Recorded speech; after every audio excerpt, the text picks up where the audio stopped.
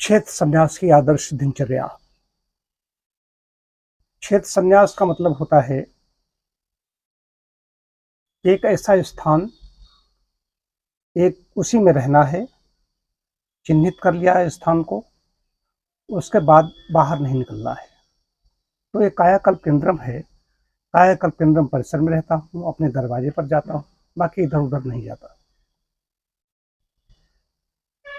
पहले भी कई बार क्षेत्र संन्यास में रहा हूँ।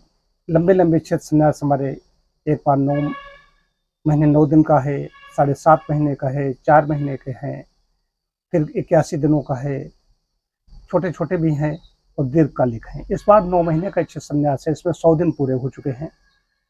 मार्च से प्रारंभ हुआ, नवंबर तक चलेगा। मार्च, अप्रैल, मई ये हो गए 92 दिन और ये 10 दिन, 102 दिन, 101 दिन हो गए। इधर 102वां दिन आज है। तो इसमें दिनचर्या के बारे में कई लोग पूछते हैं क्या रहता है, ताकि साधना के बारे में साधकों से बातें करनी चाहिए, सार्वजनिक रूप से नहीं की जा सकती। लेकिन सुबह उठना सही समय पर, 3:45 के आसपास, 3:45 से 4 तक बिस्तर त्याग देना, तत्पश्चात मंत्रों को, कुछ प्रातःकालीन मंत्र होते हैं उनको जप करके माता को प्रणाम करना, धरती माता को। और उसके बाद में उषापान के बाद में शौच से निवृत्त होकर के मंजन भी करके व्यायाम करना, कुछ सूर्य नमस्कार किए, कुछ और आसन किए और टहलना।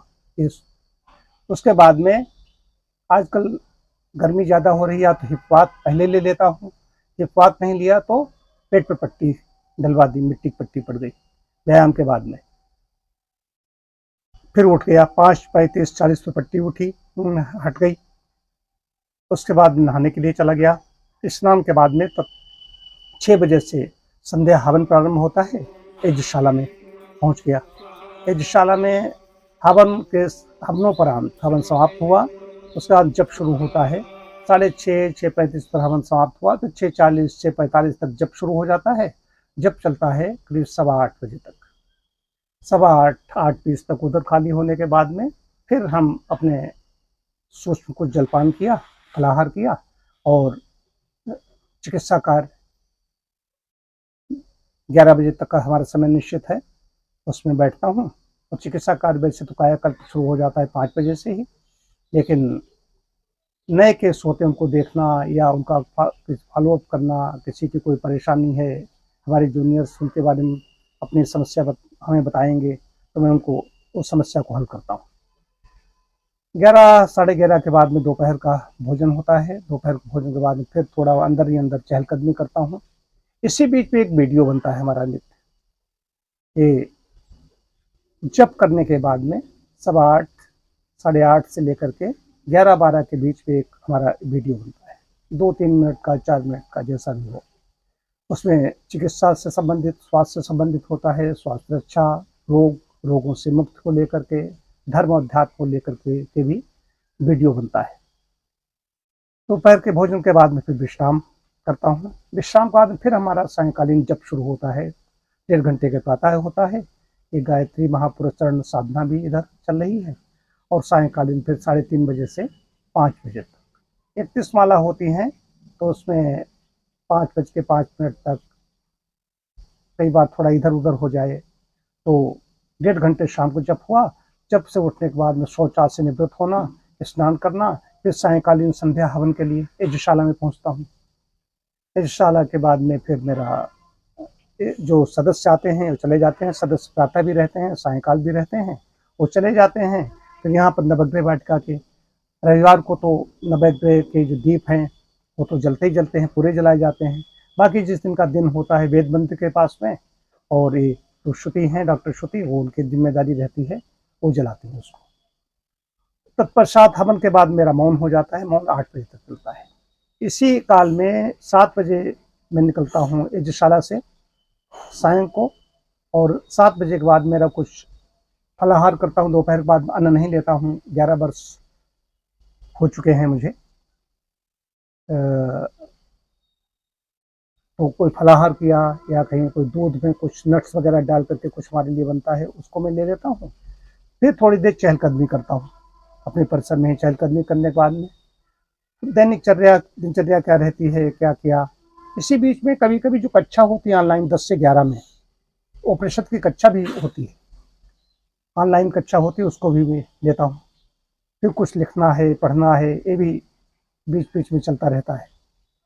9 बजे के आसपास, 9:30 बजे तक कुछ फ़ोन पर भी, व्हाट्सएप, फेसबुक और इन पर दिन में भी थोड़ी देर समय देता हूँ, शाम को देता हूँ। कोई समस्या है, कुछ लिखा है, बाकी अपने लिए रहता हूँ। कुछ अपनी जो हमारी विधि है इसको ही प्रचार प्रसार के लिए रहता हूँ।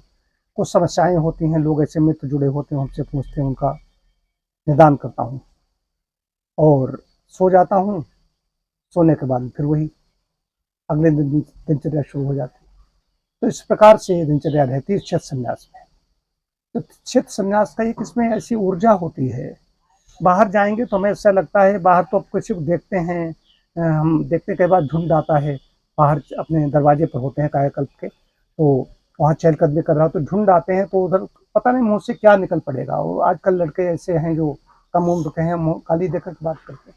तो कानों के द्वारा कोई गलत चीज़ न पहुंच जाए, आंखों के द्वारा कोई चीज़ न पहुंच जाए। कोई चीज़ अच्छी लग सकती है, कोई चीज़ बुरी लग सकती है। अच्छी के प्रति राग होता है, बुरी के प्रति द्वेष होता है, राग द्वेष पर ही पूरा चल रहा है। इसलिए इस परिसर में रह करके आनंद ले रहा हूँ। वृत्त्या पंचतया क्लिष्टा, क्लिष्टा एक दर्शन कहता है 5 प्रकार की वृत्तियां कही गई हैं जो क्लिष्ट होती हैं, अक्लिष्ट होती हैं। तो वृत्तियां, चित्त वृत्ति का निरोध कैसे होगा, ये क्लिष्ट और क्लिष्ट वृत्तियों से हमें बचना होगा। क्षेत्र संन्यास की दिनचर्या बहुत लोग जानना चाहते थे, मैंने बताया। तो इस प्रकार आनंद है, कुटी है मेरी, बहुत अच्छी प्राकृतिक वातावरण बनी हुई है। प्रकृति में रहना मुझे वैसे भी बहुत पसंद है। हमारे जस्टिस मालवीय जी ने शिलान्यास किया था, भारत रत्न महामना पंडित मदन मोहन मालवीय जी के सुपुत्र हैं जस्टिस गिरधर मालवीय, जो प्रधानमंत्री मोदी जी के पहले प्रस्तावक भी बने। उनकी वजह से ही, उनके आशीर्वाद से एमपी बन करके आए थे, सांसद बने थे मोदी जी पहले। क्योंकि वहाँ पर जब मालवीय जी प्रस्तावक बने हैं, इसलिए बनाए गए जब मोदी जी ने महामना की प्रतिमा को माल्यार्पण किया, माला पहनाई वहाँ पर, तो वहाँ के एक गुट ने उसको धोया, का मोदी जी ने इसको अपवित्र कर दिया है। फिर तो राग द्वेष चलते रहते हैं। तो पहले प्रस्तावक बने मोदी। वो जस्टिस मालवीय हमारे आए थे गांव में, उन्होंने शिलान्यास किया था। अगर मेरा वहाँ इंस्टीट्यूट बन गया, कई लोग वहाँ पर पहुँचे हैं देखने के लिए, बड़े बड़े अफसर पहुँचे हैं, तो मैं तो क्षेत्र संन्यास का ऐसा होगा कि मैं उसके अंदर प्रवेश कर जाऊंगा, बाहर निकलूंगा ही नहीं। ऐसा मैं चाहता हूँ, ऐसा परिसर हो, उसमें कहीं किसी का कोई दखल न हो, उसके अंदर रहूं और उसके अंदर ही सारा सब कुछ हमारा हो। उसी में चिकित्सा कार्य हो, उसी में हमारा भोजन भजन हो, सब कुछ उसी में। लेकिन कायाकल्प केंद्र परिसर में भी बड़ा आनंद आता है। ये हमारा एक प्रयोग चल रहा है।